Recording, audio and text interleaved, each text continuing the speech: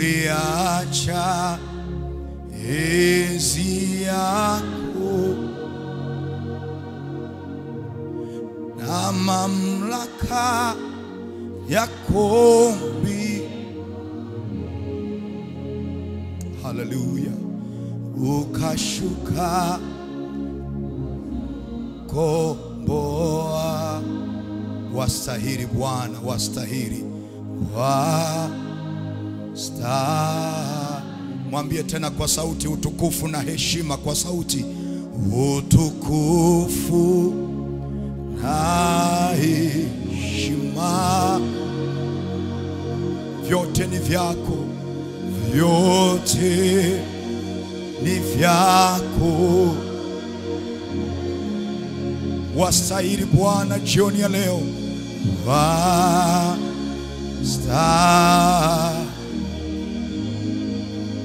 Wastahili Mungu mwenye nguvu.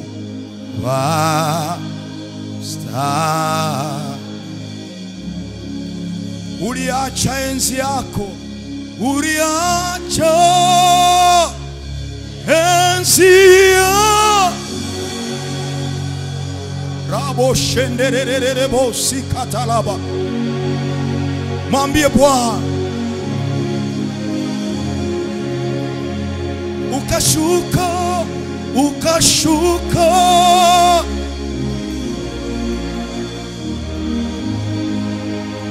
Wastahili Bwana. Haleluya. Inua tena mikono juu mara mwisho. Mwambie kwa sauti, utukufu na heshima, utukufu na heshima. Rabo shendelelelebo, vyote ni vyako. Wastahili Bwana, wastahili. Haleluya, haleluya.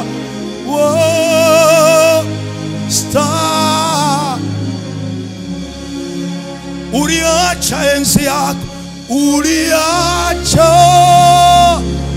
enzi yako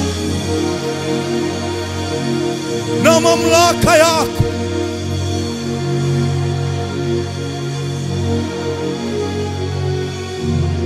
Weka tu mikono juu, mwambie ukashuka, ukashuka kunikomboa. Wastahili Bwana. Haleluya. Kwa sauti mwambie, wastahili wewe,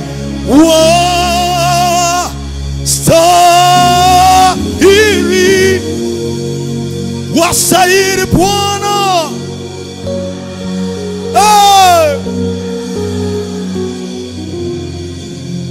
Wastahili wewe.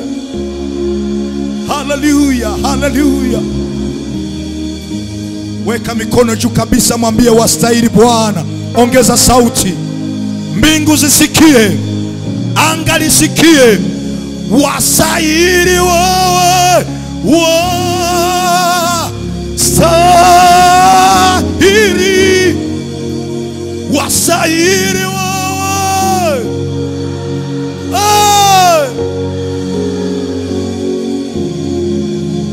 Mwambie wastahili wewe. Rabo shendererereba, raba korianda, raba koria. Anastahili, anastahili. Mara ya mwisho kwa sauti, wastahili wewe. Haleluya. Ongeza sauti, mwambie wastahili Bwana, wastahili. Ni kweli anastahili Bwana. Stahili. Oh,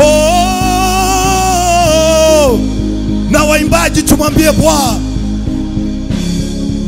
wastahili, wastahili, wastahili. wasairi wewe,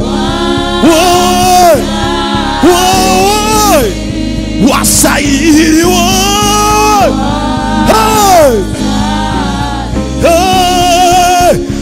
wasairi, mwambie wasairi wewe, wasairi wewe, wasairi wewe,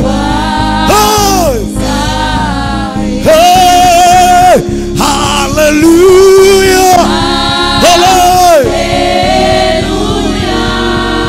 mwambie Bwana hallelujah, hallelujah, hallelujah, hallelujah, hallelujah. Rioma, Rioma ndorobo seke, ribo shekeria, hallelujah, hey, hallelujah,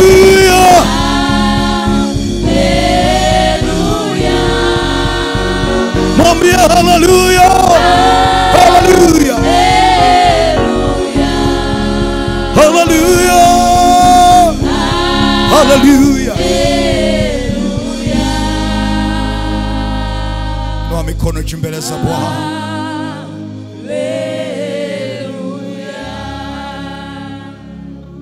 Noa mikono juu mbele za Bwana. Wewe ni Mungu mwenye nguvu. Wewe ni mfalme mkuu. Wewe ni Mungu unaweza mambo yote. Fungua sauti yako, anza kumwabudu Bwana. Anza kumwabudu Bwana.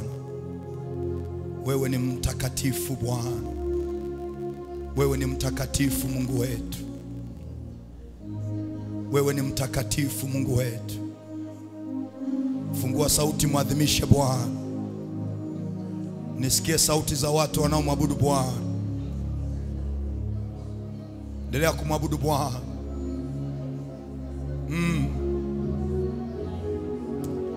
Endelea kumwabudu Bwana. Ongeza sauti, mwabudu Bwana. Shandara babu shiriri bas. Rababu shandara babus. Wewe ni Bwana. Wewe ni Bwana, tunakupenda. Wewe ni Bwana, ninakupenda. I love you Lord. Endelea tukumadhimisha Bwana. Fungua sauti yako, madhimishe Bwana kwa sauti. Mungu wetu anastahili kuabudiwa. Ndio Bwana.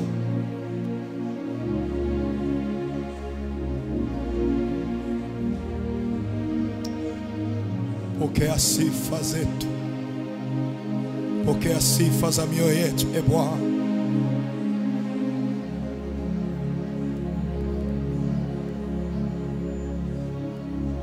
Endelea tukumadhimisha Bwana.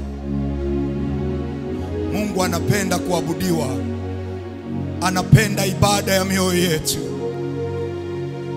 Anapenda ibada ya mioyo yetu. Jifunze kumwabudu Bwana. Jifunze kumwabudu Mungu. Hata kama hauna maneno mengi ya kusema, mwambie tu hata neno ninakupenda Bwana. Mwambie tu ninakupenda.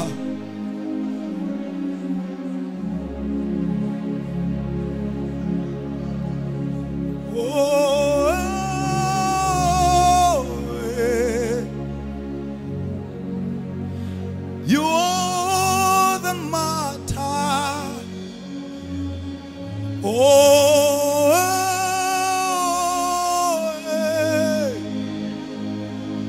You are the matter.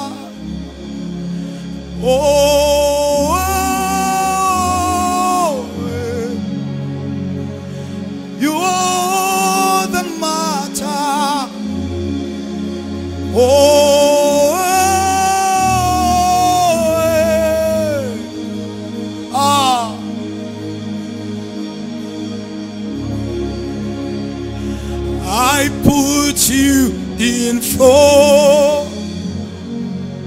in front of my melody. You are all that matter. You are all that matter. I make room for two. You and I, Jesus. You are that matter. You are that matter.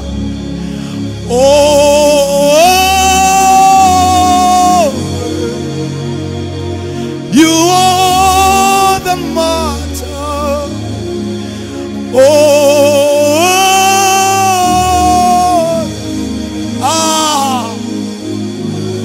endelea tukumadhimisha Bwana.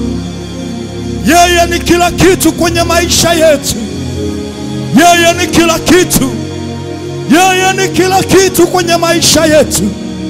Rababo shendeleleleleba. Rababo shakatela. Madhimishe Bwana. Yeye ni kila kitu kwenye maisha yetu.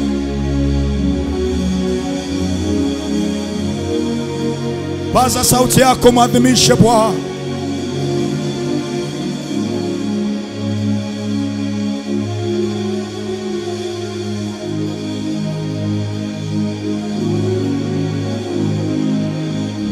Mighty man of war, Lion of Judah, we bow down and worship you,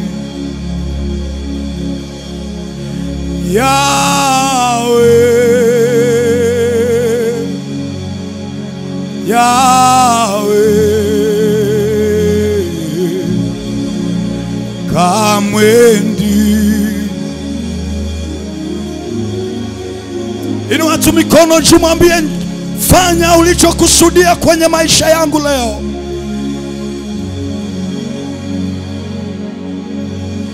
Lion of Judah, we bow down and worship you,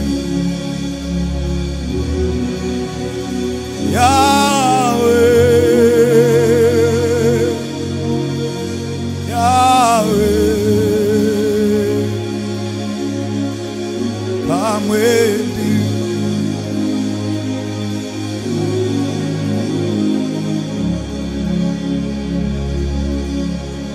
You are here, touching every heart. I worship you, I worship you. You are here, moving in this place. I worship you, I worship you. We make miracle, promise keep, light in the darkness. My God, God is you, you are. Hey, we make miracle, promise keep, light in the darkness. My God, God is who you are.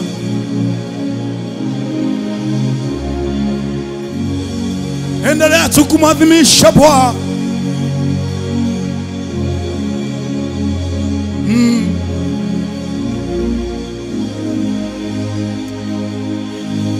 God is you, you are.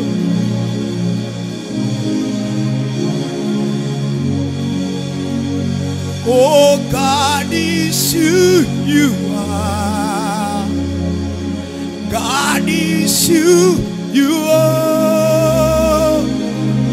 God is who you are. God is who you are. God is who you are. God is who you are. Mwinulie Bwana mikono, endelea kumadhimisha tu.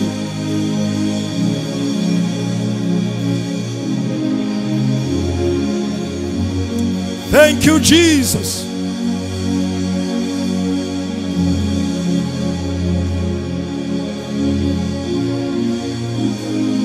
Endelea tu kumwabudu, paza sauti yako kwa Bwana.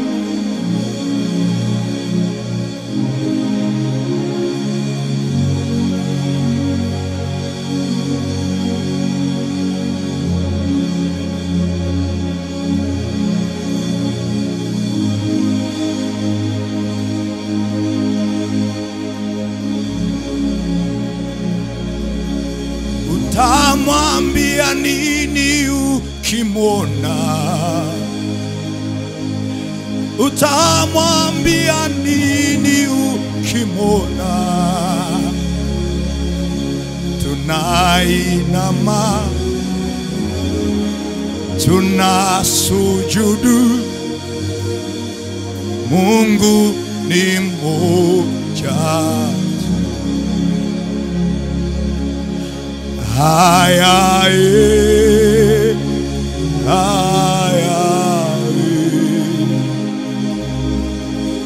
the King of glory is here.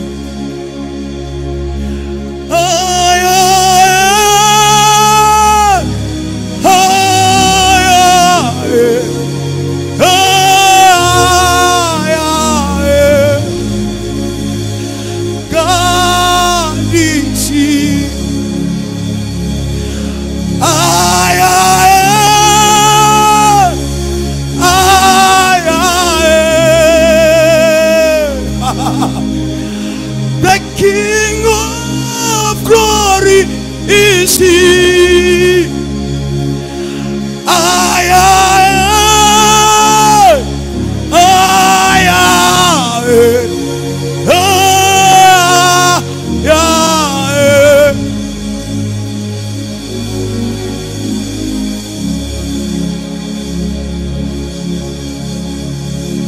Endelea tu kumadhimisha Bwana.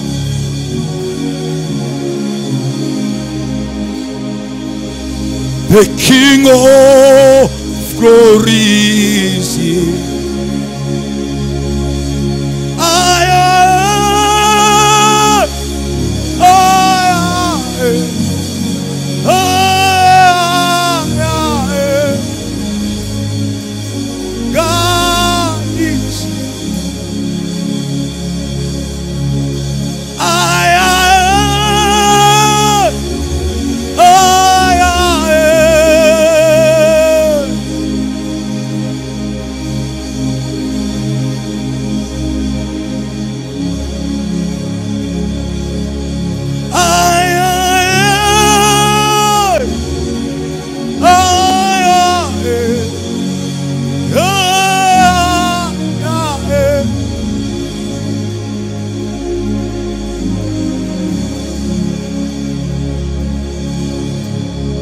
Thank you, Jesus.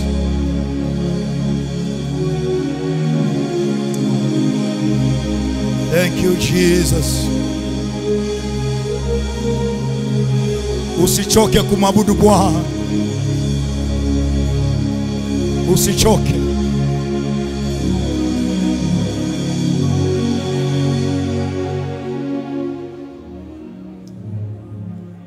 Thank you, Jesus.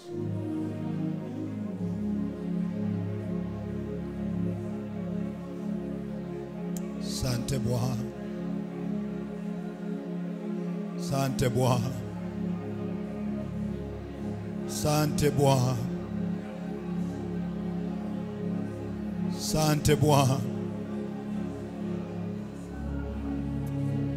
Sante Bwana. Sante Yesu. Thank you, Jesus.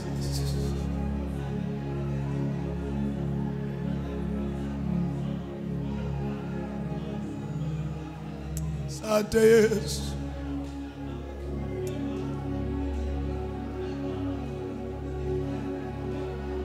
Asante Bwana.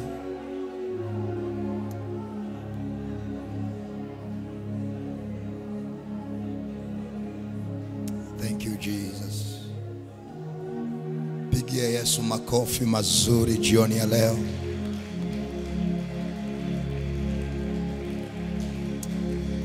Amen. Amen. Amen. Naomba uketi kwenye uwepo wa Bwana.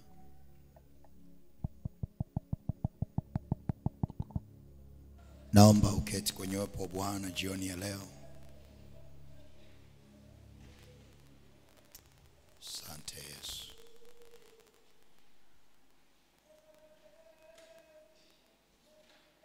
Weka mkono mmoja kwenye moyo wako, mwingine nyosha juu kwa Bwana.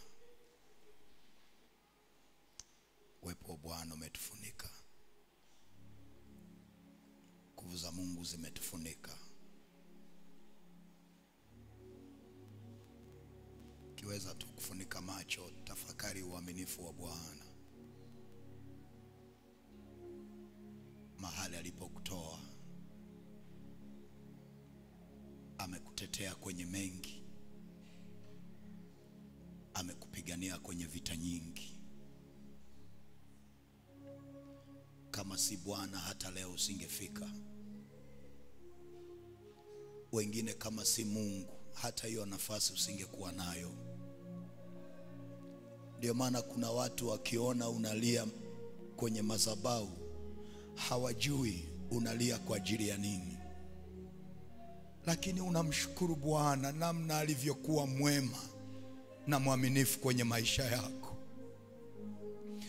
Wengine wamesaidiwa na ndugu zao, wewe umesaidiwa na Bwana.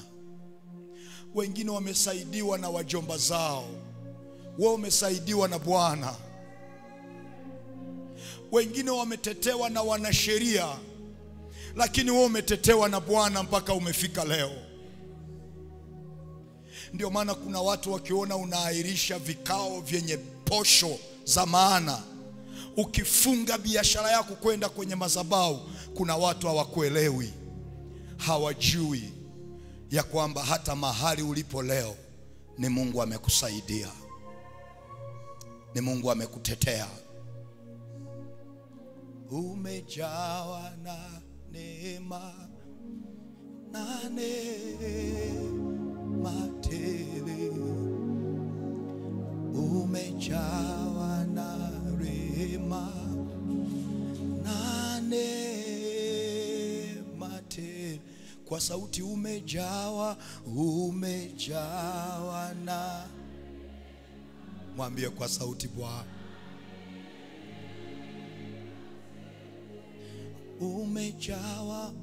Umejawa na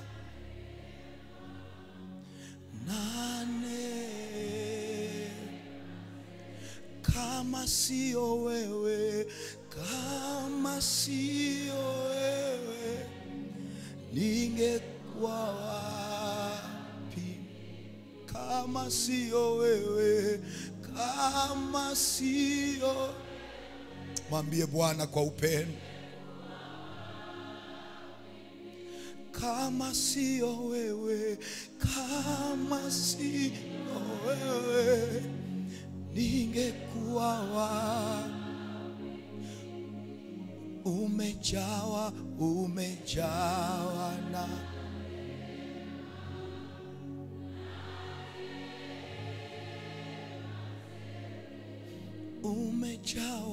umejawa na,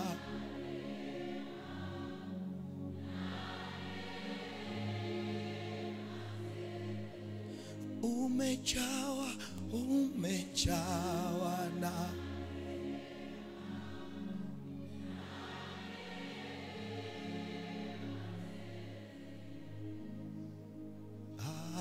asante, asante.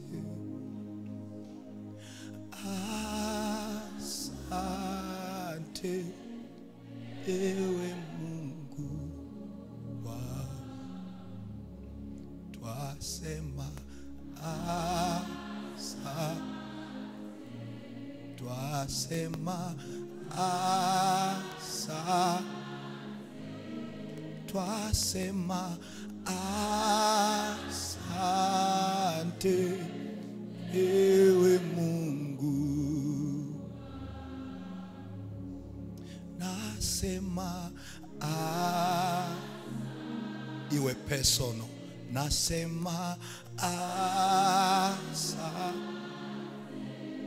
nasema asante ewe Mungu, wewe ni Alfa na wewe ni Alfa na wewe ni Alfa na Omega. Ongeza tena sauti kwa Bwana. Nasema nasema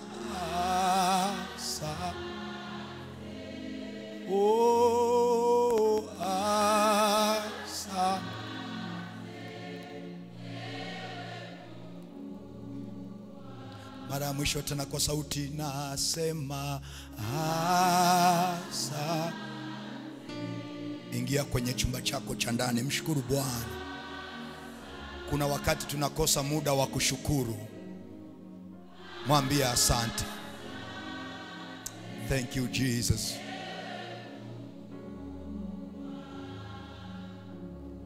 Baba yangu uliye mbinguni, naomba unigange moyo, uniponye afya yangu Bwana, na roho yangu Bwana. Ni kweli Bwana, wewe ni mkuu, uweza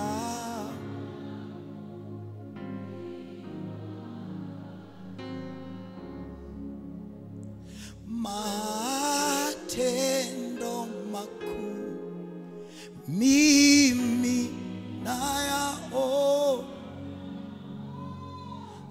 kwa kweli Bwana.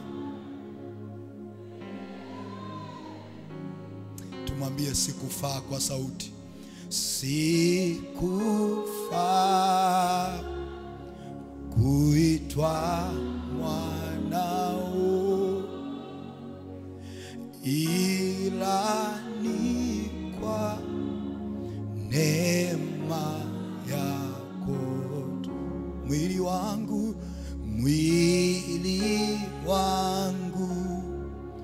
nauleta kwako, maisha yangu Bwana. Kwa sauti tena,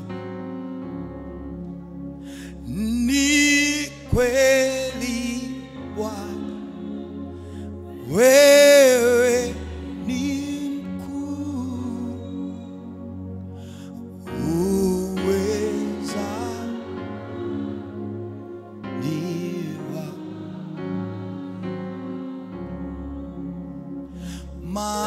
matendo makuu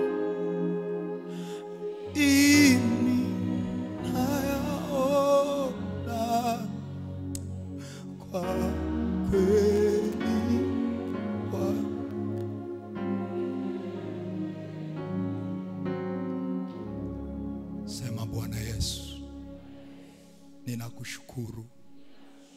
Wewe umekuwa mwaminifu kwenye maisha yangu, hata wakati ambao mimi sikuwa mwaminifu, wewe umekuwa mwaminifu kwangu. Asante kwa rehema, asante kwa upendo, asante kwa neema yako. Leo ninakushukuru, leo ninakushukuru. Pokea shukrani za moyo wangu, pokea shukrani za moyo wangu kwa jina la Yesu. Kwa dakika 2 fungua kinywa, mshukuru Bwana kwa dakika 2 tu. Mshukuru Bwana kwa dakika 2. Mshukuru Bwana, mshukuru Bwana. Usinongone, mshukuru Bwana kwa matendo yake.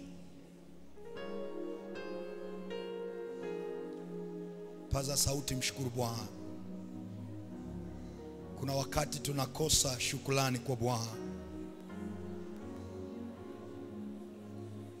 Lord, I'm amazed by how you show me mercy. Chineke, oh, thank you for your mercy. Lord, I'm amazed by how you show me mercy.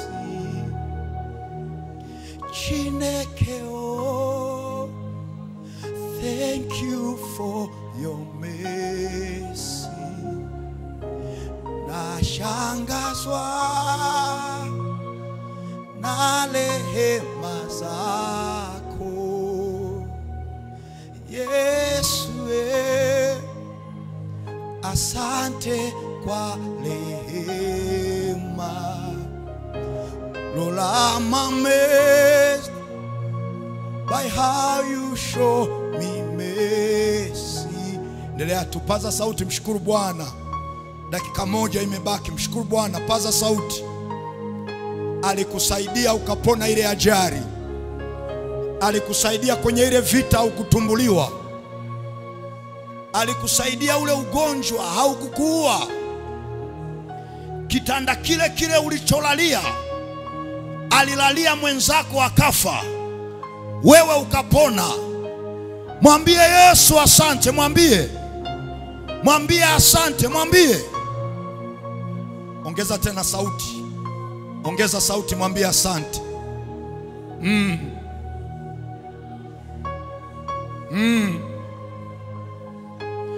Thank you for your mercy.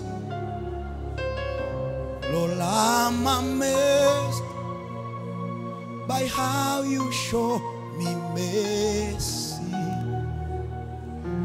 Chineke, oh, thank you for your mercy. Lord, I'm amazed by how you show me mercy. Chineke, oh, thank you for your mercy. Ndio tukumwambia Bwana asante, asante Bwana. Inua mikono juu, mpigie Yesu makofi mazuri ya shukrani. Ongeza makofi mazuri ya shukrani kwa Bwana. Hayo sio makofi ya shukrani, ongeza makofi ya shukrani. Amen, amen, amen. Chukua kalamu na daftari na jizoeze kuwa na kawaida ya kukaa kwenye uwepo wa Bwana. Amen. Kuna wakati tunamwambia tu Mungu matatizo yetu, lakini naye anatamani aseme na sisi tukae tumsikilize. Jifunze kukaa kwenye uwepo wa Bwana. Amen. Na jioni ya leo, kabla sija kuletea neno la Bwana, nitambue wenzetu watumishi wa serikali, wabunge walioko hapa. Jana tulikuwa nao, sijui kama na leo wapo. Kama wapo wasimame watupungie mikono.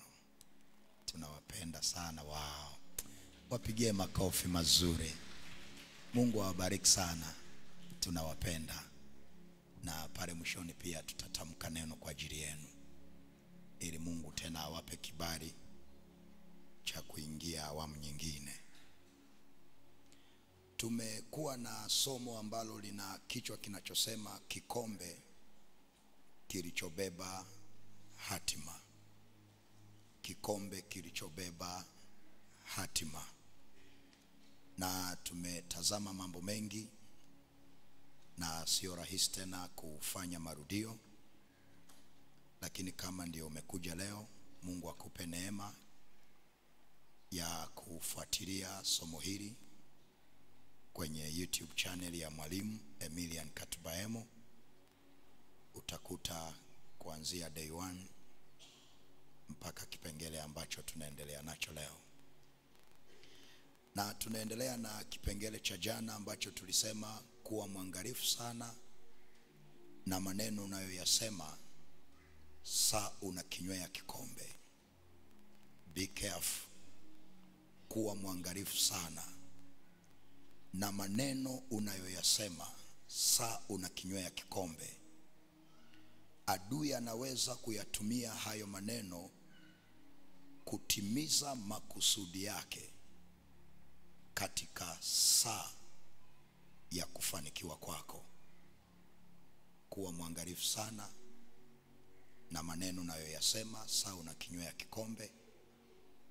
Adui anaweza kuyatumia hayo maneno kutimiza makusudi yake katika saa yako ya kufanikiwa.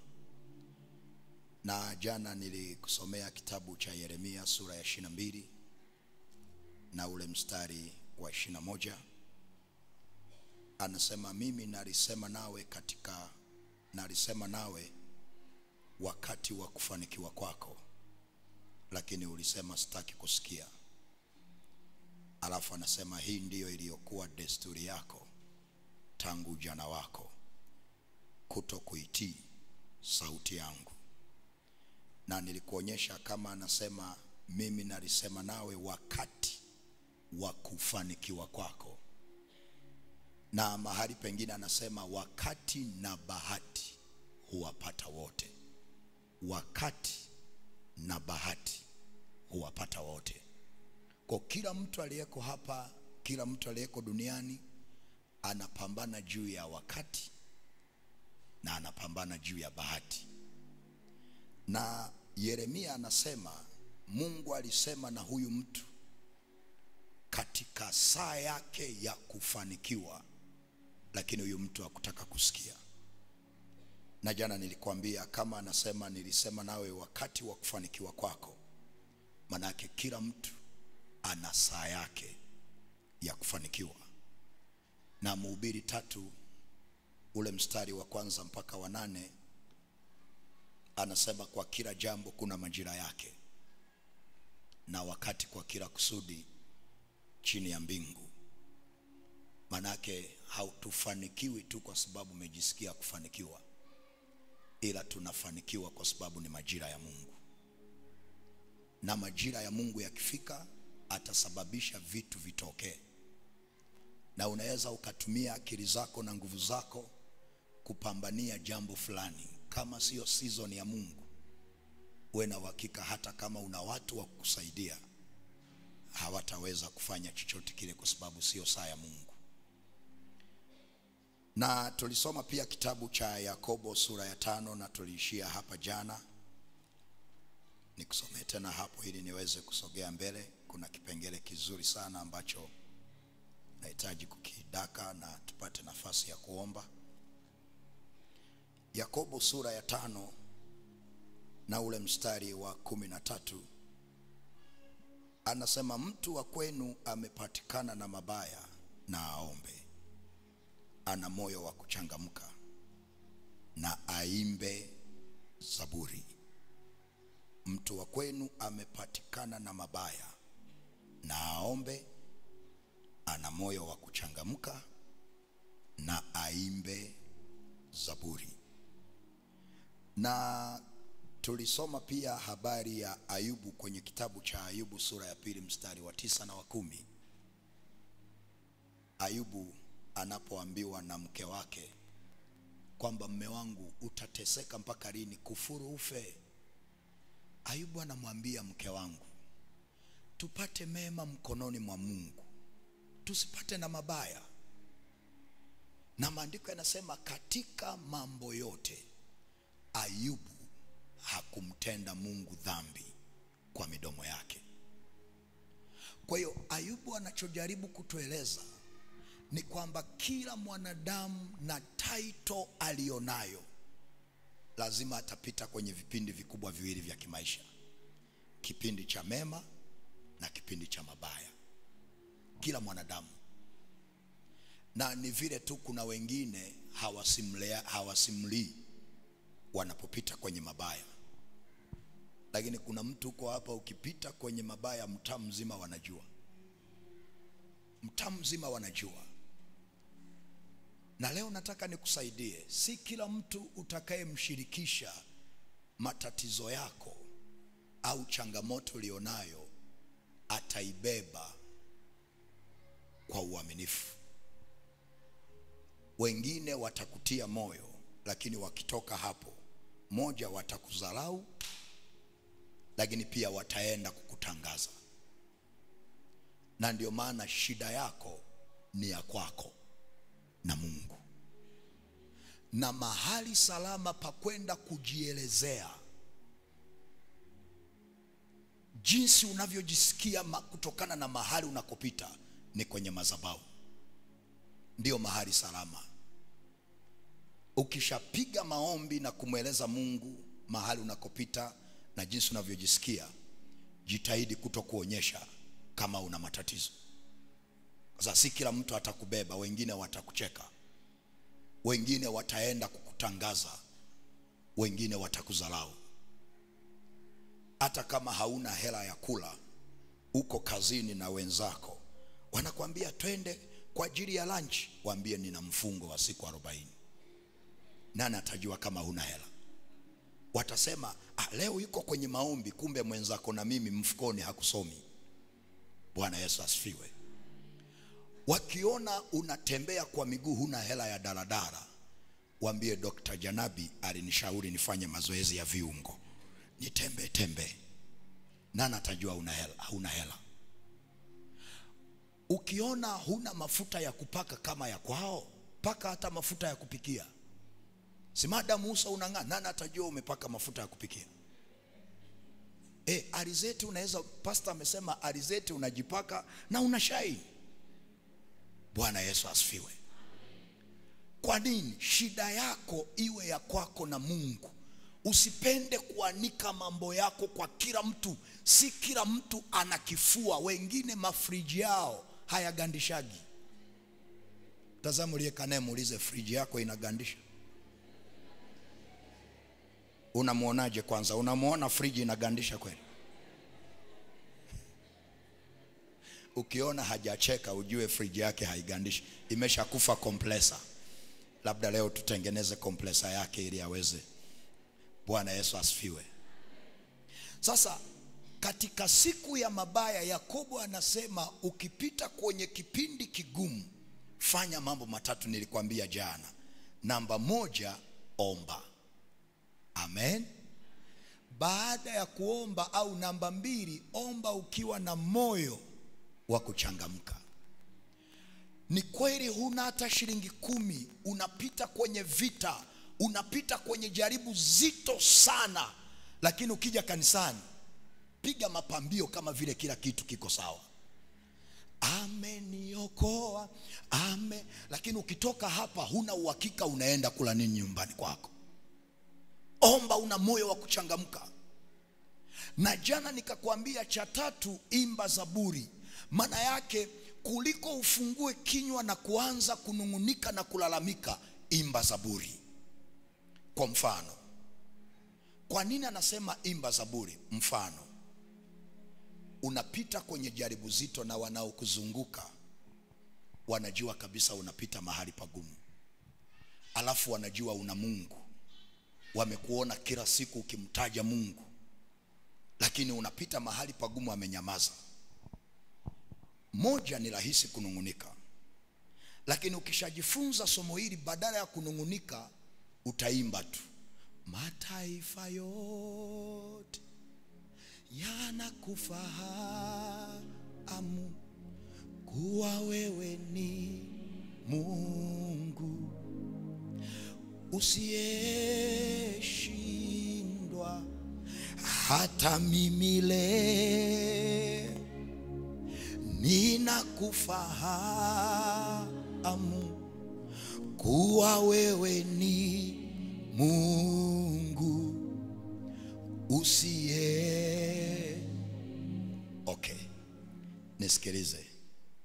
Asante Yesu, leo tuko na wanasiasa, watanielewa zaidi. Anapokuja mheshimiwa labda kwenye jimbo mahali uliko, fuatilia tu viongozi wote wa kisiasa. Kama kwenye jimbo au kwenye eneo analoongoza kuna shida, akipewa nafasi ya kusema mbele ya mheshimiwa, hanzi tukusema, mheshimiwa, tuna shida ya barabara, tujengee barabara. Hata kama mheshimiwa alikuwa na mpango wa kufanya, hafanyi. Usifikiri vile wanavyoongea labda wanatafuta sifa, no, ni biblical. Akisimama pale anaanza, mheshimiwa, umetujengea SGR Dodoma nusu saa, hata kama ni masaa 4. Unaweza ukachemsha chai Dar es Salaam, ukaenda Dodoma na ukarudi ukanywa chai yako Dar es Salaam. Mheshimiwa, tunamtukuza Mungu sana kwa ajili yako. Yani wewe ni kiongozi ambaye Mungu ametuletea. Anaongea anavyoongea, alafu anasema, mheshimiwa, kwenye jimbo langu tuna shida ya maji. Hata kama leo utafanya. Okay, tuache hiyo.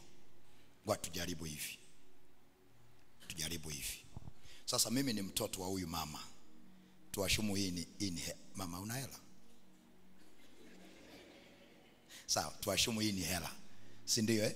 Shika. Sasa leo nina shida, nakuja, mama, samahani, nina shida, naomba unisaidie pesa. Sasa fanya, sasa nimekwambia, sasa nisaidie. Nimekwambia na shida na hela, naomba unisaidie. Anasimama, anafanyaje? Ananipa. Alafu akinipa naondoka zangu. Siku nyingine tena nakuja, mama, samahani, nimeishiwa, naomba unisaidie mama. Ataniuliza, kile nilichokupa je? Si ndio? Lakini check, nikija kwa staili ngambia, mama, unajua mamangu nakupenda sana. Mama, wewe ni mamangu mzuri sana, yani namtukuza Mungu sana kwa ajili yako. Yani mama, kuzaliwa na wewe kwangu mimi yani ni neema kubwa sana. Nikwambie kitu mama, yani hata siku ukipitaga nikiwa na marafiki, wakikuona wanasema una mama mzuri. Yani namtukuza Mungu sana kwa ajili yako. Mama, samahani, na shida na 100,000.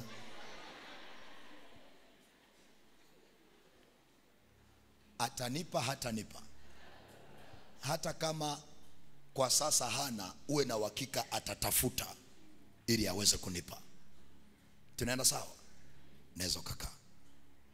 Kwa hiyo unapokuwa katikati ya jaribu, alafu unaimba zaburi, unamwambia Mungu, mataifa yote wanakufahamu wewe ni Mungu usiyeshindwa, uwe na uhakika Mungu atakusikiliza. Kwa nini? Amezoea wanaopita kwenye shida, wao wanalalamika shida. Hawa acknowledge kwanza uweza wa Mungu. Hawamwelezi kwanza juu ya ukuu wake kwamba yeye ni Mungu asiyeshindwa. Wengi wanaanza kunungunika. Na kwenye hili somo waliofaulu ni wanasiasa. Ila sisi wa Kristo, unaenda kwenye maombi, unaingia direct chumbani, baba, angalia baba, ada ya mtoto. Mungu anasema, wewe nafikiri hapa ni chooni? Kuna protocol. Na ndio maana maandiko yanasema, njooni nyuani mwake kwa kushukuru. Haleluya. Na kwa kuimba. Amen. Kwa hiyo unapomwambia Mungu mataifa yote wanakujua wewe ni Mungu usiyeshindwa, maana yake unamwambia ukishindwa kwenye hili, Watu hawatanishangaa mimi, watakushangaa wewe, kwa sababu wanajua una nguvu, na wanajua wewe ni Mungu wangu, na wanajua kwamba una nguvu. Tunaenda pamoja? Sema amina kama unanielewa. Mwambie jirani, imba zaburi. Mwambie usilalamike wala kunungunika. Sasa kuna mwingine anapita mahali pagumu, anasema sijui kama hii pressure itapona, yani mimi nasubiri kufa tu, sijui kama nitashinda. Yani zamu hii kwa kweli sishindi. Upepo ulivyo, hata kama unaona giza, ukiona kabisa una cha kusema, we imba zaburi. Imba tu ukuu wa Mungu, eleza tu matendo yake. Haleluya, sema amina. Sasa andika pointi ya pili. Jana tuliongea tu pointi moja, leo tutazame pointi ya pili. Pointi ya pili. Pointi ya pili.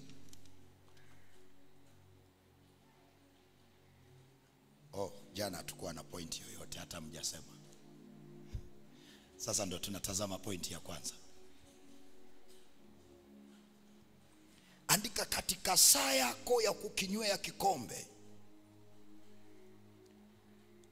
Hii tuliandika mbona hamsemi? Tuliandika katika saa yako ya kukinywea kikombe, adui atapambana sana kukufanya uone mashaka. Tuliandika jana? Hapana. Okay, mko vizuri. Sasa andika pointi ya kwanza.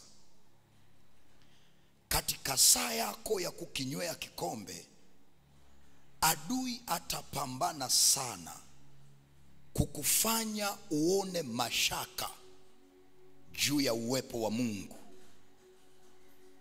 uliobeba msaada kwa ajili yako katikati ya hayo mateso.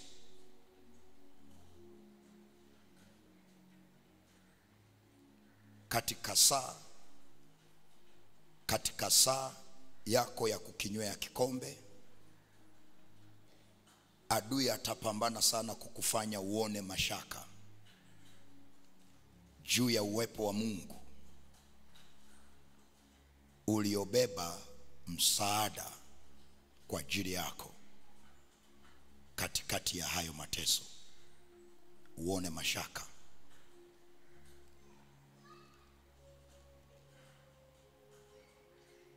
Uone mashaka. Katika saa yako ya kukinywea kikombe,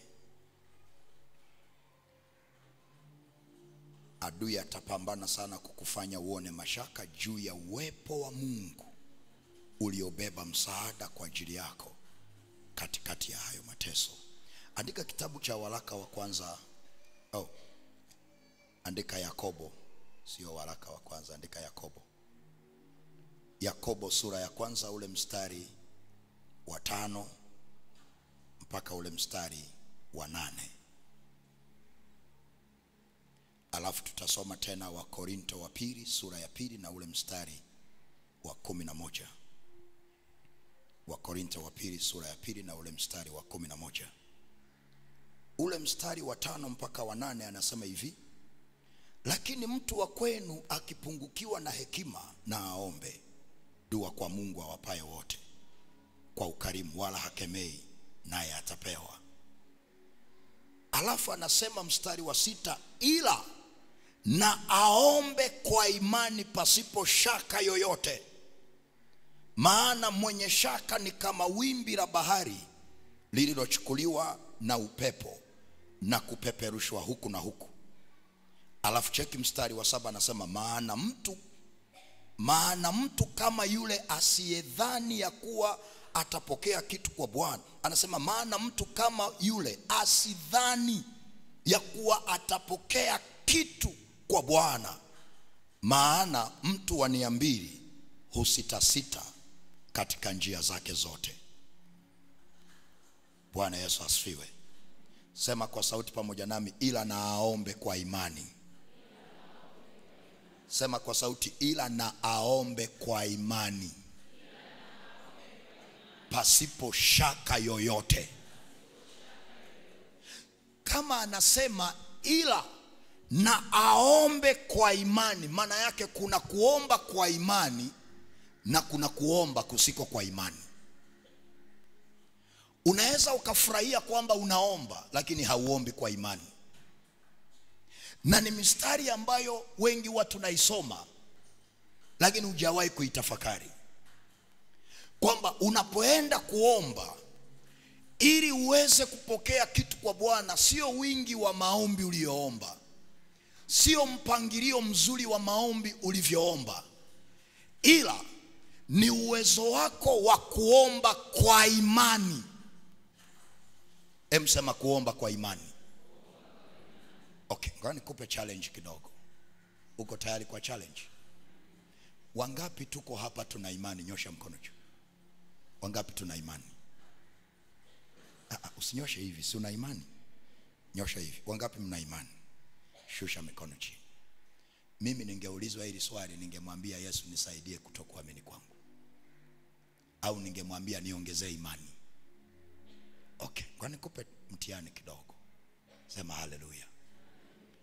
Naomba wote tutazame ile taa. Tazama ile taa. Si mna imani? Kwa imani hii taa imewaka au imezima? Wangapi mna imani? Nyosha mkono juu. Mbona mikono inaanza kupungua? Shusha. Hii taa kwa imani imewaka au imezima? Kandarabasiki ribasaka. Wangapi wasema mwalimu mimi na imani, kwa imani taa imewaka, nani na uhakika? Nyosha mkono juu.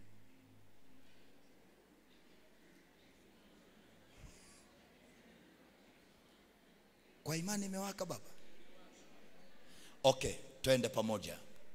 Anasema now faith is assurance of things hoped for.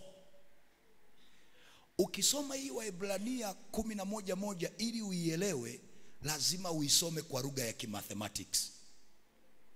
Now faith is equal to, imani ni sawa sawa na kuchukua uhakika ujumlishe taraja ujumlishe bayana, ndio unapata kitu kinachoitwa imani. Na kama hizi components tatu ndizo zinazotengeneza imani, maana yake mojawapo ikishambuliwa, imani yako haiwezi kuzaa matokeo. Na maandiko yanasema imani ni kuwa na uhakika, assurance, uhakika wa mambo yanayotarajiwa. Maana yake sio mambo yanayoendelea sasa, ni kinyume na current situation inayoendelea sasa. Na ndio maana jana nikakufundisha Yoeli 3:10, anasema aliye dhaifu na aseme mimi ni hodari. Saa anayosema mimi ni hodari ni dhaifu, lakini kwa sababu ana imani hazungumzii hali alionayo leo, anaongelea juu ya kitu anachokitarajia kwa njia ya imani kwamba atakipata. Kwa maneno ya kawaida, imani haiongelei hali iliyoko sasa na inayoendelea. Mwenye imani anaongea kinyume na hali iliyoko na inayoendelea. Mmenisikia? Haya, tuangalie tena taa. Kwa imani imewaka au imezima? Sikiliza swali ninavyouliza. Nikija kuuliza taa imewaka au imezima, utaniambia imewaka. Ila sikiliza ninavyouliza, kwa imani taa imewaka au imezima? Sijaeleweka? Ngoja baba anisaidie. Baba akinijibu vizuri naendelea. Baba, si una imani? Kwa imani taa imewaka au imezima? Kwa imani.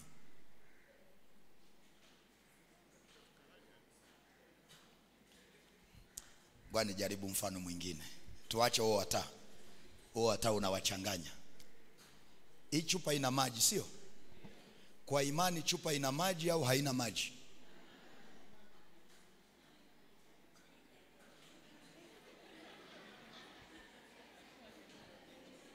Umeona somo la imani linavyotuchanganya, Umeona somo la imani lilivyo gumu. Na unakutana mtu nakauliza, una imani? Na imani. Wewe, wanafunzi walimwambia Yesu ukweli, tusaidie kutokuamini. Mahali pengine wakamwambia tuongezee imani. Kwa sababu andiko liko wazi, imani ni uhakika wa mambo yatarajiwayo, sio yaliyoko. Manake kama unaumwa kwa imani husemi naumwa, unasema mimi ni mzima, si ndio? Kama una maokoto kwa imani husemi sina maokoto, kwa imani unasema mimi ni tajiri. Sasa nauliza swali, kwa imani hii chupa ina maji au haina maji? Wao wapigieni makofi waliosema haina maji. Kwa nini? Naweza nikayanywa au nikayamwaga. Tunaenda sawa? Na ndio maana mtu mwenye imani ni kama kichaa, haelewekagi na watu. Kuna ngoma iliwahi kutokea Tanzania awamu ya 5, tunafahamu, Jembe. Kwake alikuwa hana neno, haiwezekani. Na tuliona namna alivyovusha nchi. Kwa nini? Alikuwa na imani. Sema imani. Haleluya. Sasa anasema hapo, mmenielewa? Niendelee kipengele kingine? Mmenielewa? Mbona amina zinanitisha? Sema amen. Maana yake kama kuna mtu leo unaumwa, ondoka unajitamkia mimi ni mzima. Kama kuna mtu unapita kwenye vita, ondoka unasema vita vyangu vimekwisha. Kama kuna mtu una roho ya kukataliwa, nitakushangaa sana ukianza na roho ya kukataliwa. Maana yake utakuwa hujanielewa. Kama una imani kuna kitu Mungu anafanya leo, ondoka unasema Baba asante kwa kibali. Asante ile ofisi jana walinikataa, leo watanipokea. Kwenye familia hawakunielewa, leo watanielewa kwa jina la Yesu Kristo wa Nazareth. Sema amen. Sasa anasema unapoenda kuomba sharti uombe kwa imani pasipo shaka yoyote. Kuomba kwa imani ni aina ya maombi ambayo saa unaenda kuomba tayari una uhakika wa majibu ya maombi yako. Tunamkumbuka yule dada aliyetokwa na damu miaka 12. Alisema naenda, nikigusa tu pindo la vazi lake nimepona. Maana yake alienda kuomba akiwa hana mashaka. Ameenda tayari ana uponyaji ndani, hakuwa na mashaka. Na ndio maana alipogusa pindo la vazi la Yesu, hakuhitaji tena kujikagua aone kama ameshapona. Hakuwa na mashaka yoyote ndani yake. Sasa kuna watu wengi tunapoenda kuomba anasema ngoja nikajaribu.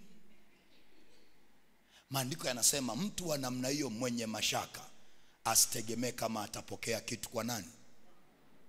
Geukie jirani mwambie tatizo sio watumishi.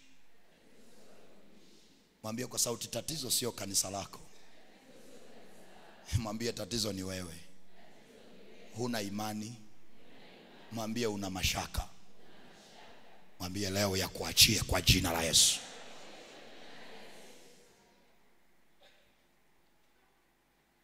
Kwa hiyo unapokuwa na mashaka moyoni mwako, maandiko yanasema usitegemee kama utapata kitu kwa Bwana. Sasa kitu shetani anafanya, anakuletea mashaka moyoni. Kuna watu wengi leo tunaomba lakini hatuna uhakika. Na mimi natamani ukielewa hili darasa, ukiingia kwenye maombi hata uhitaji hata kuomba sana, unaenda tu kushukuru. Father, thank you. Asante kwa uponyaji. Mwaka jana Disemba nilipata tatizo la tumbo. Kana sikia maumivu kwenye mbavu, uchovu. Nikajua labda ni ratiba za huduma, nikaenda kufanya check up kwenye hospitali moja hivi. Nilivyoenda kupima, wakapima figo, wakakuta mawe kwenye figo. Na yule daktari kwenye hospitali anambia unahitaji ufanywe operation. Nikamwambia dokta, wa kufanywa operation ni wengine, sio mimi. Nikamwambia mimi si umwi. Akaniambia kwa nini sasa umekuja hospitalini wakati umwi? Nikamwambia nataka nijue naenda kuombea kitu gani. Nikainuka nikaondoka. Nilivyoondoka hata sikukemea, nikana bandika tu mkono, Father thank you, asante kwa uponyaji. Ukiomba bila mashaka inatokea tatizo. Si kama mnanielewa? Mwingine anaangalia waliowahi kuumwa ugonjwa kama huo hawakuwahi kupona, mashaka yanaingia. Unaangalia ripoti ya daktari, mashaka yanaingia. Kwa mimi nikabandika mkono, kaambia Mungu asante kwa uponyaji. Mawe sio fungu langu, mimi ni mzima. Na nikamwambia Mungu, kumbuka agano langu mimi na wewe, natakiwa niishi miaka 100 ili nikutumikie. Kaambia sasa hizi figo, mawe kwenye figo yanatoka wapi? Kaambia sio fungu langu. Nikasema amen. Nikachukua na sadaka nikaenda kutoa madhabahuni. Hiyo issue imeisha. Nikapata nafasi ya kwenda Mbeya. Nilivyoenda Mbeya, nikaenda kwenye ile hospitali ya ni mkoa si ya rufaa. Kuna madaktari wengi tunafahamiana nao, kwa nikaenda tena kupima. Pale naenda kupima nione, yani ni prove kile ambacho naamini. Wakaitwa madaktari kama 9 kusoma majibu. Kila mtu anaangalia pale, sema hatuoni figo zako ziko vizuri kabisa. Tena mshukuru Mungu ziko vizuri kabisa kabisa kabisa. Ungempigia Yesu makofi mazuri.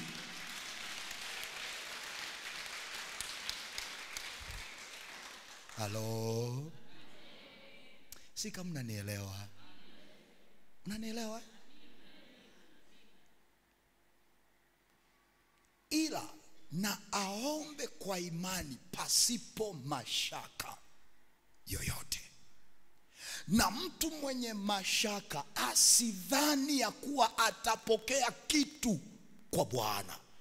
Fungua Wakorinto wa pili hapo tusome, utaelewa huu mstari vizuri mahali tunakoenda. Wakorinto wa pili sura ya pili mstari wa 11. Kwa tukiingia kuomba, kuna watu mtaingia tu kushukuru, kumwambia Baba asante. It is done. It is done. Wakorinto wa pili 2:11 anasema hivi, ule mstari wa 11 anasema shetani asije akapata kutushinda, kwa maana hatukosi kuzijua fikra zake. Sema kwa maana. Sema kwa sauti kubwa, kwa maana. Shetani asije akapata kutushinda, kwa sababu hatujui fikra zake. Listen. Shetani hana nguvu yoyote. Ameshanyang'anywa mamlaka. Ameshanyang'anywa funguo. Are we together? Lakini leo anachofanya ili aweze kushinda, ukisoma kwenye maandiko, nenda kasome kwenye Kiingereza version tofauti za Biblia, mstari. Kuna mahali wamesema shetani ni genius. Sema genius. Kwa kama wamesema ni genius, maana yake ana mbinu, ana tricks, ana mikakati. Kwa nini? Kwa sababu yeye kama yeye hana mamlaka ya kukushinda kwenye chochote kile. Lakini ili aweze kukushinda, anakuja na tricks, anakuja na mikakati. Na mbinu ya kwanza anayokuja nayo, anakuza lile tatizo ambalo unalipitia, na anatumia hilo tatizo kukuletea mashaka moyoni mwako. uanze kuona haiwezekani, uanze kuona hilo jambo linakumaliza, anakutengenezea mazingira uanze kuona uwezi kupona, analeta ile taarifa kwenye mindset yako, inapiga kelele kwenye moyo wako na kwenye fikra zako, na anajua the moment umeingiwa na mashaka, hata uombe kiasi gani uwezi kupokea. Kwa ukishafika mahali pa namna hiyo, ndio naanza sasa kuongea, huu ugonjwa utaniua, hii kansa itaniua, hii kazi siwezi kupata, hii vita lazima nitafukuzwa. Alafu yale maneno unapoyaongea anayachukua tena, anajua mahali pa kwenda kukubana. Na ndio maana natamani sana ujue mbinu za shetani. No matter how big challenge yako ilivyo, haijalishi unapita mahali pagumu kiasi gani, as long as una Mungu ndani yako, itangazie hiyo hali ya kwamba unaye Mungu asiyeshindwa na jambo lolote lile. Hata kama hiyo hali imewamaliza wengine, isemeshe ya kwamba kansa umeua wengine, lakini zamu hii unagonga mwamba. Vita umewamaliza wengine, lakini zamu hii unagonga mwamba. Wangapi imani inajengeka ndani yao? Sema na yaweza mambo yote katika yeye anitiaye nguvu, kwa jina la Yesu. Sema Baba asante, ugonjwa umepona, kansa imeyeyuka, ile kazi nimepata. Sema roho ya hofu, sema roho ya mashaka, niachie kwa jina la Yesu. Angalia jirani yako hata anavyokemea, sema mwalimu wewe hujui jambo nalopitia. Ni kweli sijui, ila najua Mungu aliyembeba katikati ya jambo nalolipitia. Sema amina kama unanielewa. Na jifunze kuyaambia matatizo ukubwa wa Mungu uliye naye. Na sio umwambie Mungu ukubwa wa matatizo ulionayo, mwambie matatizo ukubwa wa Mungu uliye naye. Usiaogope matatizo, ifike mahali matatizo ya kuogope kwa sababu ya uliyembeba. Huyu mama ndiye amenielewa, gonga hapa mama. Hao wengine hao upande huu wanaelewa kuliko huku. Huku semeni amina. Simuona hata amina zao. Upande huu sema amen. Amen.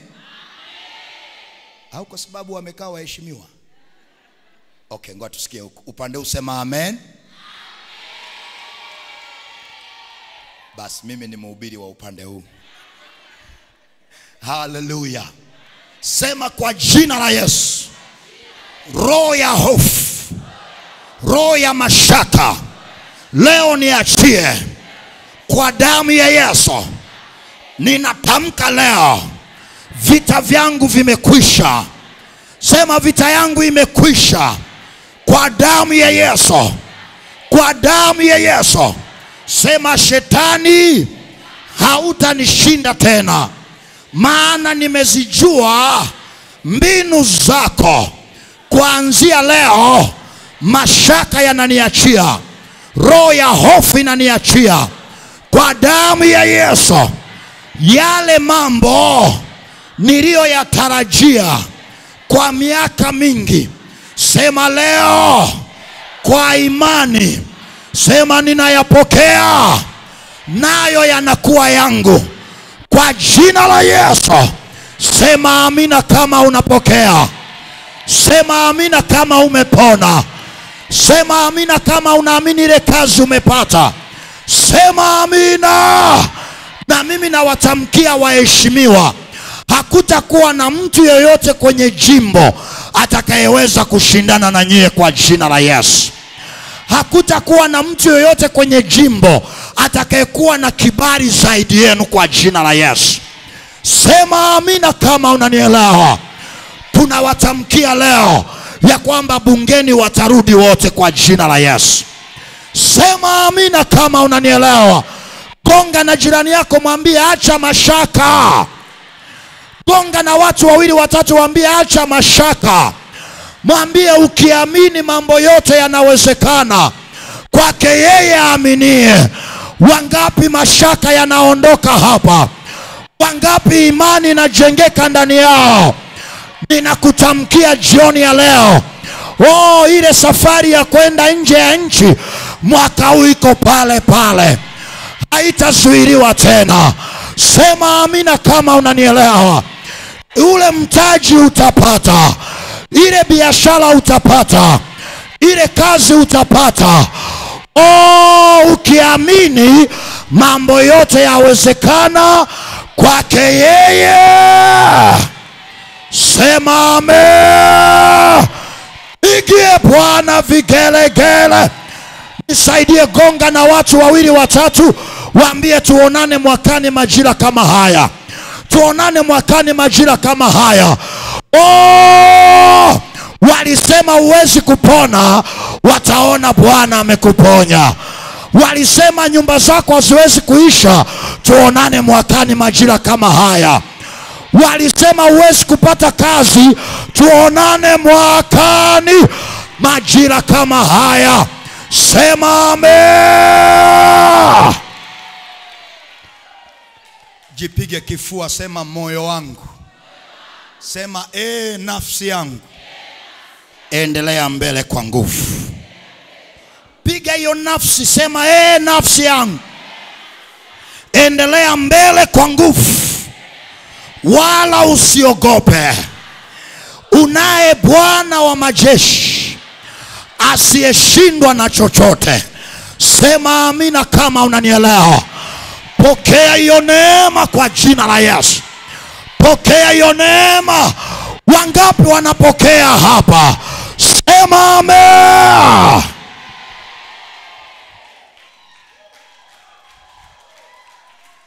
Hallelujah. Unajua kilichomwangusha Petro alipoitwa na Yesu? Hallelujah. Si kama naongea na watu. Petro alisema, Yesu, kama wewe ndiwe, niamuru na mimi nitembee juu ya maji. Manake alikuwa anajua Mungu ana nguvu ya kufanya jambo lolote. Yesu hakumwombea, alimwambia Petro, njoo. Petro akaanza kutembea. Anatembea. Alipofika mahali ameona upepo, maandiko yanasema akaanza kuzama. Kwa unazama sio kwa sababu Mungu hana nguvu, ila mashaka. Andika pointi ya pili na ya mwisho. Sasa niruhusu leo nikufundishe tu kama dakika tatu hivi, ngapi tumaliza, alafu kesho ndo tuje kuomba. Pointi ya pili na ya mwisho. Andika, maneno uliojitamkia wakati wa kukinywea kikombe, adui huwa anayatumia kama ushahidi kwenye mahakama ya Mungu, kukuwekea zuio la kutokufanikiwa wakati wako wa kufanikiwa unapofika. Maneno uliojitamkia wakati unakinywea kikombe, adui huwa anayatumia kama ushahidi kwenye mahakama ya Mungu, kukuwekea zuio la kutokufanikiwa wakati wako wa kufanikiwa unapofika. Tunamaliza sasa hivi, ili kesho tukija tuwe na risali zima la maombi. Na kesho tena niombe, ukiweza njoo umefunga pia. Kesho njoo umefunga. Kesho utakuwa na maombi mazito sana hapa. Maneno uliyojitamkia wakati unakinywea kikombe, adui huwa anayatumia kama ushahidi kwenye mahakama ya Mungu, kukuwekea zuio la kutokufanikiwa wakati wako wa kufanikiwa unapofika. Andika Petro wa kwanza sura ya 5 mstari wa 8. Na nitaomba kila mmoja afungue kama na simu au Biblia ya kawaida. Nitatamani tusome pamoja. Tunamaliza sasa hivi. Petro wa kwanza sura ya 5 na ule mstari wa 8. Msaidia anaangalia yaliyomo. ndio apate kitabu cha Petro. Fungua haraka, kama huna Biblia soma kwa jirani yako. Sura ya 5 mstari wa 8.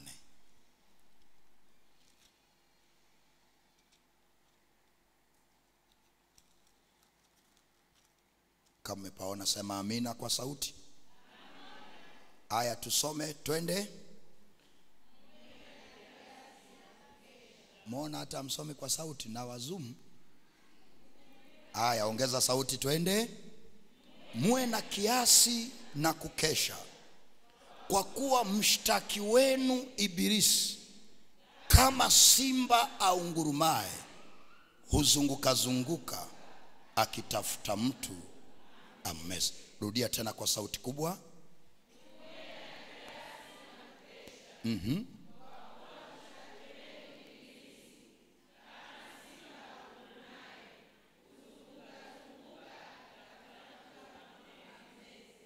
Ibilisi ni nani yetu?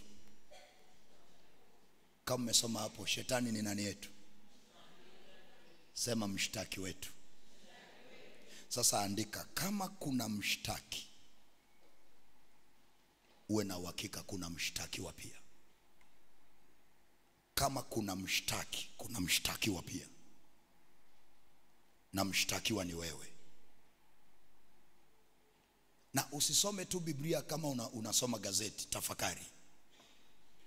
Kama kuna mshtaki, kuna mshtakiwa. Lakini pia andika, kama kuna mshtaki, maana yake kuna mahakama. Anashtaki wapi? Si mahakamani? Mbona msemi? Watu wanaenda kushtaki wapi? Si kwenye mahakama? Okay. Kwa kama kuna mshtaki, kuna mshtakiwa. Na kama kuna mshtaki, kuna mahakama. Alafu andika pia, kama kuna mshtaki, maana yake kuna hakimu. Kuna hakimu. Hakuna mahakama yoyote ambaye haina hakimu.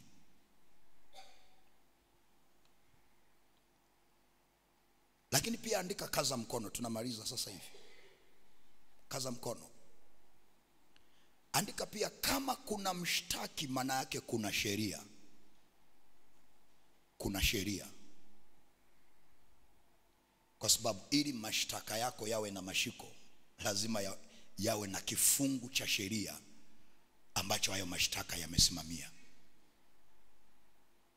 Lakini pia andika, kama kuna mshtaki, maana yake kuna ushahidi. Kuna ushahidi.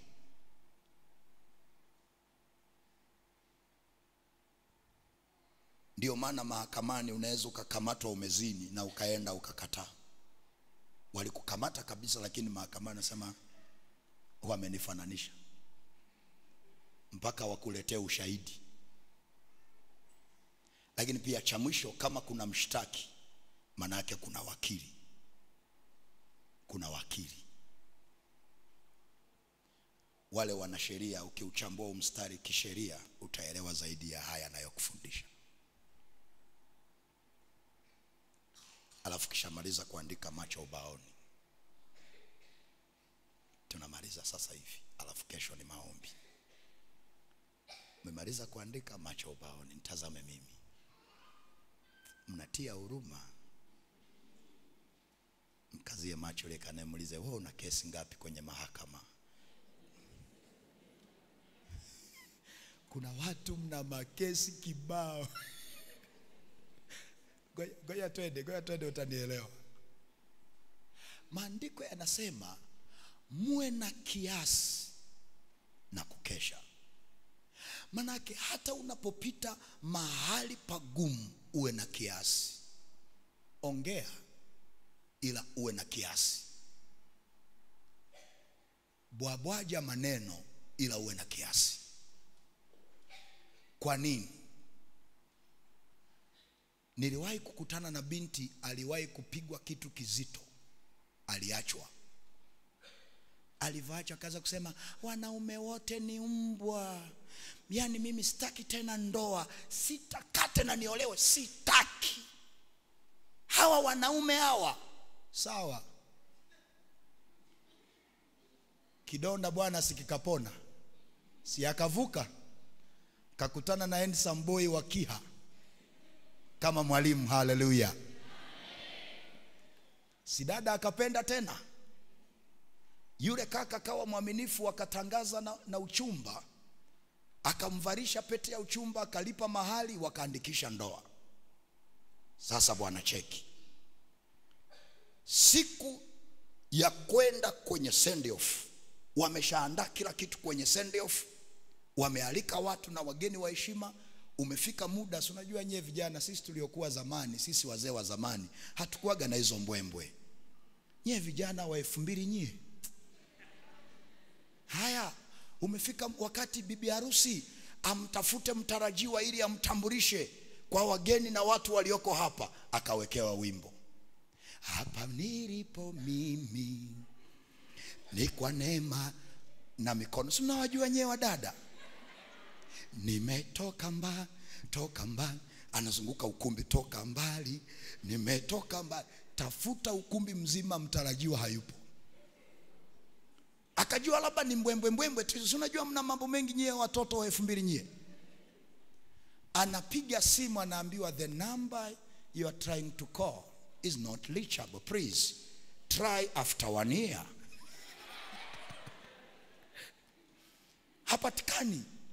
Hakuna ndugu hata mmoja wa ukweni amekuja. Yule dada kaanguka, kazimia, ameinuka ni kichaa. Tunakutana ni kichaa, ameletwa kwenye semina, tunamuombea. Mapepo yanaanza kusema, alisemaga mwenyewe hawezi kuolewa, na sisi tumesimama na maneno yake, tumezuia asiolewe. Si alisema? Na mapepo yanasema alijisemea hawezi, hatutaruhusu aolewe. Alijisemea. Maandiko yanasemaje? Umetegwa kwa maneno ya kinywa chako, na umekamatwa kwa maneno ya kinywa chako. Na ndio maana jifunze kuomba Mungu aweke mngojezi kwenye kinywa chako. Huyu binti saa yake ya kufanikiwa kwenye ndoa imefika, anatakiwa aolewe, lakini shetani akaenda kumwekea zuio. Sasa kwa lugha, nimekupa mfano ili nielewe, muda umeshaenda. Kwa lugha ya somo hili, maana yake saa ya kuolewa, kwa kila jambo kuna majira yake. Majira yalipofika ya huyu dada kuolewa, shetani alienda kwenye mahakama. Na nilikwambia wakati wewe unamchukia shetani, shetani na Mungu wanakunywa kahawa. Mwambie jirani, shetani na Mungu wanakunywa kahawa. Hapo ndio nachokaga. Kamuulize Ayubu, atakwambia. Maandiko yanasema shetani alienda akamwambia mzee wa siku, nimetoka bwana katika kuzunguka kwangu, nimemuona mtu anaitwa nani? Anashikamana na kweli, kwa sababu umembariki, naomba unipe ruhusa nikapige nione kama. Mungu akasema una kibali, ila tu uhai wake. Mwae kufikiri wewe ni Ayubu, alafu unagundua kwamba vyote ulivyovipitia shetani aliruhusu, yani Mungu aliruhusu shetani akujaribu. Kesho utakuja kanisani tena, si utasema Mungu ni mkatili? Huyu Mungu ni mkatili. Bwana asifiwe. Punga mkono namna hii. Kwa hiyo shetani ni mshtaki wetu, na Mungu ni mwaminifu kwenye neno lake. Tunaenda sawa? Na shetani na yeye anafuatilia mahali unapo mess up, anachukua hilo kama kosa, anaenda nalo kwenye mahakama ya Mungu mwenyewe. Hakimu ni Mungu. Mko darasani? Kwa anafika pale, anafungua mashtaka, anamwambia Mungu, nina mashtaka. Mashtaka gani? Si lile litoto lako lile? Lipi? Si lile libinti lile? Yupi? Yule Anastasia mtumishi wangu. Mtumishi wako wapi? Mtumishi wako wapi? Ndio maana nimekuja hapa kufungua kesi. Kesi gani? Shetani, una madai gani? Anampa ushahidi. Sikiliza alichojisemea.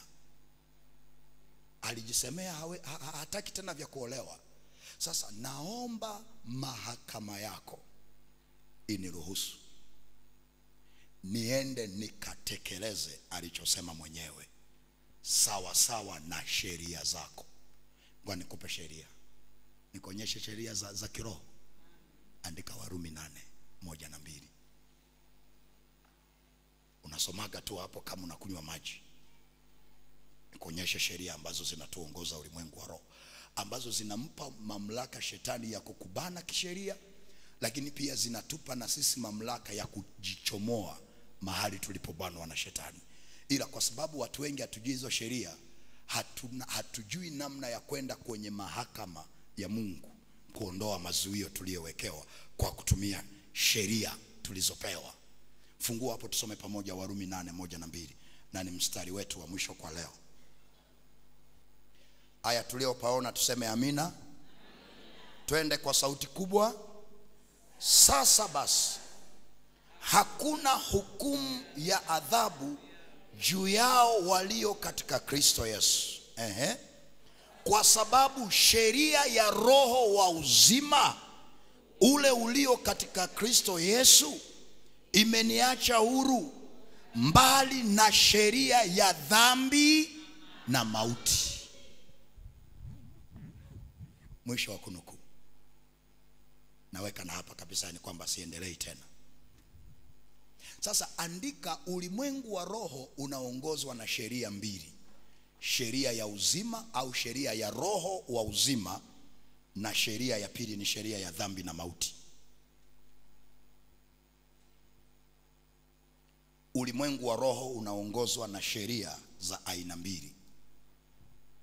Sheria ya kwanza ni sheria ya roho wa uzima. Sheria ya kwanza ni sheria ya roho wa uzima, na sheria ya pili ni sheria ya dhambi na mauti. Na maandiko yanasema mshahara wa dhambi ni mauti.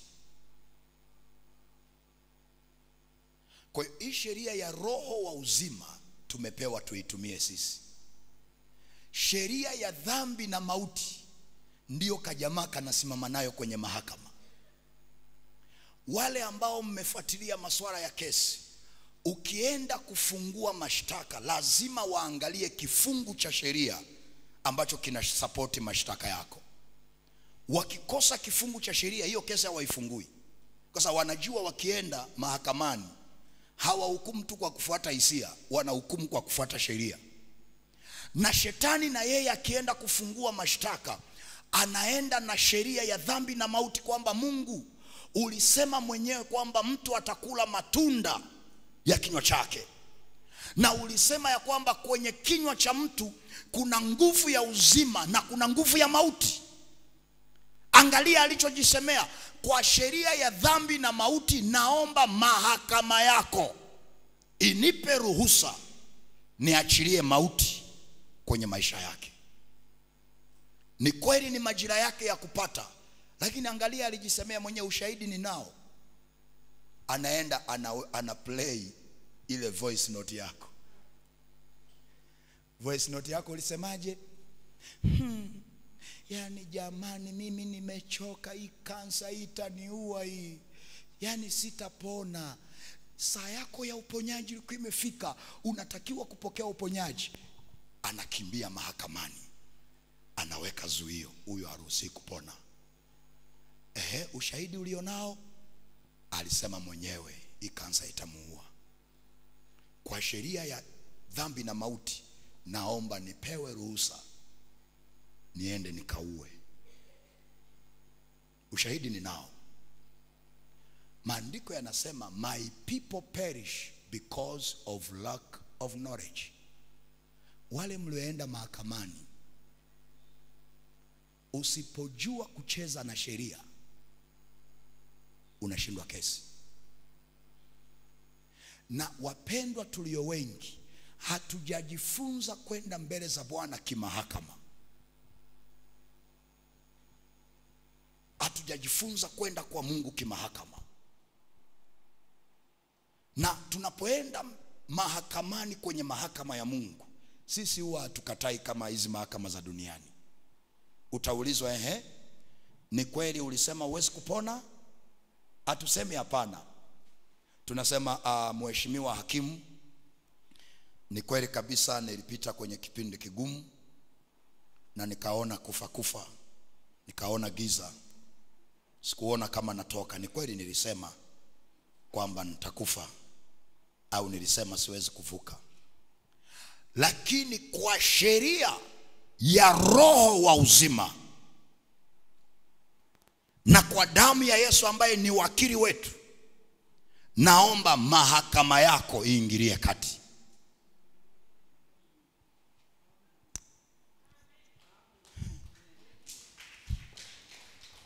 Ni wachache mnanielewa. Ni kweli nilistahili kufa, lakini kwa sheria ya uzima naomba mahakama yako initetee. Ni kweli nilistahili kukosa hii kazi, nilisema, lakini kwa sheria ya roho wa uzima naomba mahakama yako initetee kwa jina la Yesu. Sema amina kama mnanielewa. Na tunachokuja kufanya hapa kesho, kuna watu tumesema hakuna mtu ambaye hujawahi kujiongelea vitu vibaya, haupo. Na neno la Mungu limethibitishwa, ni hakika. Maandiko yanasema tutakula matunda ya midomo yetu. Kwa mfano, mimi tangu nikiwa mdogo nilikuwa najisemea mimi nitaishi da. Hatukuwa na mjomba, hatukuwa na shangazi, hatukuwa na binamu yoyote Dar es Salaam. Wakawa wananicheka, utaendaje da? Lakini ninavyoongea leo nimejenga Dar es Salaam. Usiniulize niliendaje, niliwahi kutamka. Sasa kama nilitamka kwamba nitaishi Dar es Salaam na leo naishi Dar es Salaam, nashindwaje kutamka kwamba huu ugonjwa nimeshapona? Nashindwaje kutamka kwamba ile kazi nitapata? Nashindwaje kutamka kwamba ile visa nitapata?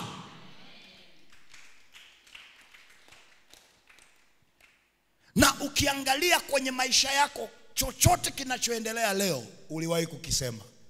Sema umesahau. Tazama uliyeka naye, mwambie huo mdomo wako kama kasuku huo. Ukiona hakuambii ndo huyo namzungumzia. Haya, mtazame uliyeka naye, mwambie huo mdomo wako kama kasuku utakuponza. Tikisa kabisa, kikasirika ataniona hapo nje. Mwambie huo mdomo utakuponza.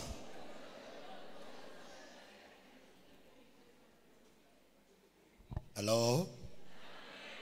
Ndiyo maana Mungu alitupa masikio mawili ili tusikie mengi, akatupa na mdomo huu tuongee machache. Sasa kuna watu tunaongea mengi alafu tunasikia, na unabwabwaja we, unaongea we. Shetani anakusikia. Ana andiko lake kwamba mtu atakula matunda ya midomo yake. Baadaye mambo yanaanza kukuharibikia. Unaanza yani, kwetu tuna mikosi. Kwetu yani mimi nalaana jamani. Yani mimi siji na bahati gama, yana bahati mbaya. Jamani, yani nimelogwa. Hujalogwa. Mchawi ni kinywa chako. Mchawi wa biashara yako ni kinywa chako. Mchawi wa ndoa yako ni kinywa chako. Mchawi wa maendeleo ya darasani ya watoto wako ni kinywa chako. Mtoto leo amekuja na amefeli leo, unaanza kutamka, wewe una akili kama babu yako, wewe kama baba yako una akili. Nilisema wewe ni zezeta jinga. Shetani anasikia. Anasema mama yake amesema hili litoto ni zezeta jinga. Anapanda wa ujinga. Mtoto anafanya vibaya mpaka anamaliza darasa la 7 au form 4 ni 0+.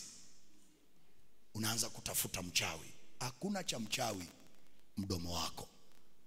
Na ndio maana jifunze, hata kama huelewi, hata kama unaona giza, hata kama mambo hayaeleweki, jifunze kutamka baraka.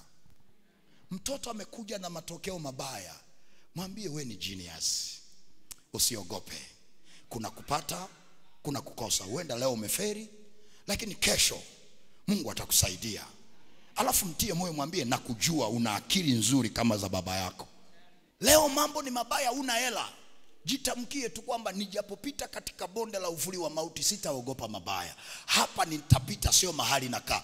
Epuka kujitamkia maneno mabaya. Hata kama mambo yaelewi, jitamkie baraka. Ipo siku kile unachotamka kitatokea. Sema amina kama unanielewa. Kwa sababu kuna watu wengi kifungo ulichonacho ni cha maneno yako. Uliwahi kujilaani, uliwahi kujitamkia maneno mabaya, maneno magumu. Na shetani ameshika hayo maneno, amefunga kila eneo la maisha yako. Na usipopata mtu wa kukufungua kwenye hicho kifungo cha maneno, sahau kuwa na mafanikio ya kudumu. Maombi yangu kwako, Mungu akufungue kwa jina la Yesu. Nasema Mungu akufungue kwa jina la Yesu. Ninapomaliza, wale wazazi mlioko hapa, tujifunze kuwaombea mema watoto wetu. Hasa wa mama, jifunze kutamka kwamba tumbo langu alikuzaa mapooza. Hata kama kuna mtoto haumwelewi leo, jifunze kutamka kwamba tumbo langu hili halikubeba miezi 9 zezeta, halikubeba miezi 9 kahaba, halikubeba miezi 9 jinga jinga. No, tumbo langu hili lilibeba miezi 9 baraka. Simama na neno ya kwamba umebarikiwa wewe na uzao wa tumbo lako, na yeye aliyetoka kwenye tumbo lako amebarikiwa. Tangaza kabisa kwamba Bwana Yesu, yeyote aliyetoka kwenye tumbo hili amebarikiwa. Haijalishi hali anayoipitia leo. Najua kwamba nimezaa magenius, nimezaa watu ambao wana hekima, nimezaa watoto wenye afya njema, sijazaa wagonjwa. Nimezaa watoto ambao watakuwa baraka kwenye nchi hii, watakuwa baraka kwenye kizazi chao. Tamka baraka, usiwalaani. Kwenye bonde la uvuli wa mauti sio mahali tunakaa. Nani alijua Rahabu angekuja kuwa baraka? Nani alijua? Inawezekana na mtoto wako ni mahali tu anapita. Usiendelee kumfunga na maneno. Kuanzia leo na mimi nakutamkia, kama huwezi kutamka, nakutamkia tumbo lako alikuzaa mapooza, limezaa baraka kwa jina la Yesu. Watoto wako watakuwa vichwa na wala sio mkia. Watoto wako watakuwa baraka kwenye hili taifa. Watoto wako wataongoza darasani kwa jina la Yesu. Watoto wako watakuwa viongozi kwenye hili taifa. Sema amina kama unanielewa. Haukuzaa mapooza. Sema amina. Kuna mtu amenielewa? Tazame jirani, tunapomaliza muulize, una kesi ngapi kwenye mahakama ya mbinguni? Nakupa sekunde moja, discuss naye. Muulize, una kesi ngapi ndugu yangu? Nakupa sekunde, discuss naye. Discuss.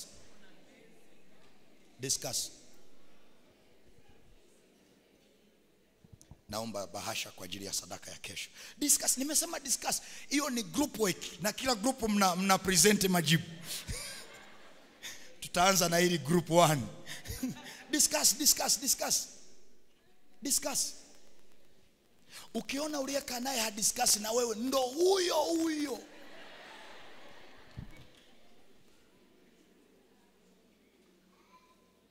Halo? Na wale wasichana mnaonisikiliza,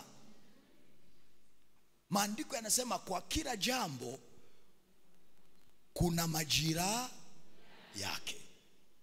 Usiumie unapoona wenzako wanaolewa, majira yenu hayafanani. Usiumie unaposhona sale.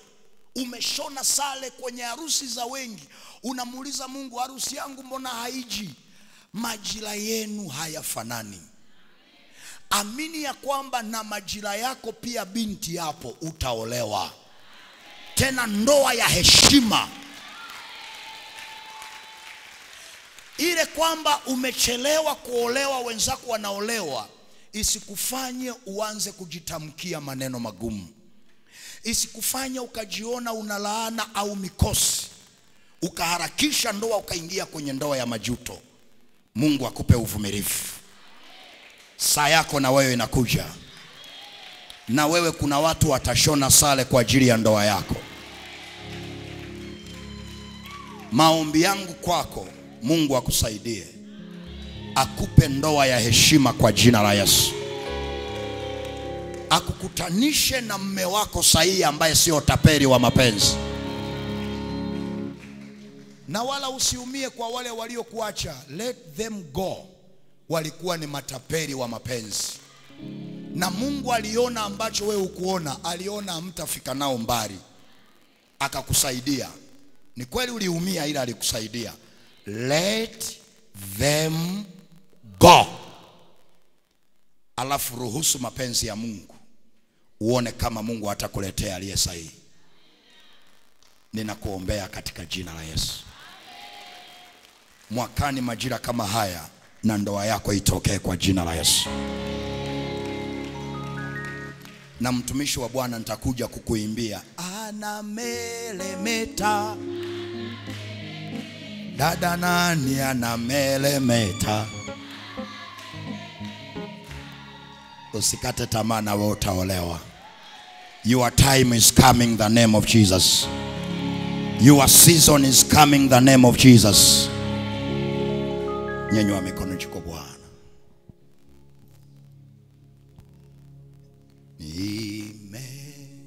Nimenyeshewa na mvua ya baraka. Ameniambia, mwambie Bwana. Ameniambia mambo ya maisha.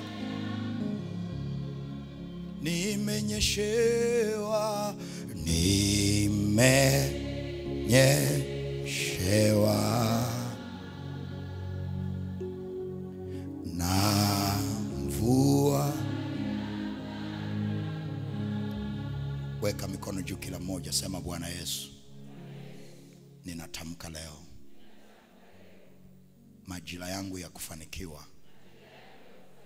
Hakuna chochote kitakachonizuia. Hakuna kifungo chochote kitakachozuia. Leo ninaomba toba. Damu ya Yesu naisimamisha. Inene mema. Nafuta yale maneno niliyojitamkia kwa kujua au kwa kutokujua. Leo nayafuta kwa damu ya Yesu. Ninatamka ule ugonjwa umeniachia. Ile kazi nitapata. Kuanzia leo roho ya kukataliwa imeniachia. Napokea kibali kwa jina la Yesu, kwa damu ya Yesu. Kifungo chochote cha maneno kiniachie kuanzia leo kwa jina la Yesu. Baba asante. Baba asante. Kwa jina la Yesu. Mazuio yameniachia kwa damu ya Yesu. Inua mikono juu nikuombe. Baba asante katika jina la Yesu. Asante kwa muda ambao umetupa kujifunza maneno yako. Ninaomba Bwana tupe neema siku ya kesho wote kwa wingi huu tuweze kuhudhuria kwa ajili ya kuomba. Na mimi naomba Bwana kesho nipe neema. Kama kuna mtu yoyote maisha yake yamesimama leo kwa sababu ya kifungo cha maneno, yamkini alitakiwa apate ile kazi, yamkini ile biashara ilitakiwa kuchanua, yamkini alitakiwa kupandishwa cheo, lakini kifungo cha maneno kimemkamata, kesho ninaomba neema hicho kifungo kikamwachie, awe huru ili azione baraka zako katika jina la Yesu. Ninaziombea bahasha hizi, yeyote anayechukua bahasha hii na kutolea sadaka maalum ya kujifungua na kila kifungo cha maneno kesho. Kutana na maisha yako, kamweke huru. Mwingine ataomba Bwana na kusimama na sadaka kwa ajili ya uzao wa tumbo lake, mwingine kwa ajili ya biashara, mwingine kwa ajili ya kazi, mwingine kwa ajili ya ofisi. Mungu kasikie na kuwaonekania katika jina la Yesu. Zikubali dhabihu na sadaka tunazokutolea leo katika jina la Mungu Baba na Mwana na Roho Mtakatifu. Waliobarikiwa tuseme amen.